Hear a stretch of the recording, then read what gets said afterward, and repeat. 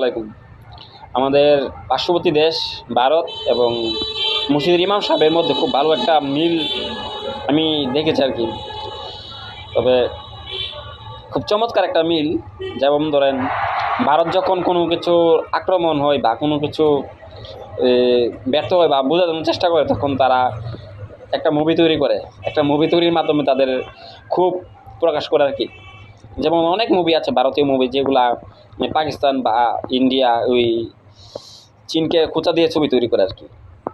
Same আমাদের বাংলাদেশের বা ইসলামী যে মাইন্ডের যে হুজুর আছে, তাদের সাথে খুব ভালো একটা মিল হয়েছে। তারা তারা যদি কোনো কিছু বিষয়ে তাদের রাগ থাকে, ক্ষোভ থাকে, সে রাগ এবং ক্ষোভ তারা শুক্রবার খুতবার আগে বয়ানে তারা প্রকাশ করে। খুব চমৎকার একটা মিল। ইমাম সাহেবদের ভারতীয়দের সাথে খুব ভালো একটা মিল রয়েছে, যেটা আমি ফলো করেছি আর কি। তারা খুতবার আগে খুব ভালোভাবে ধুলাই করে।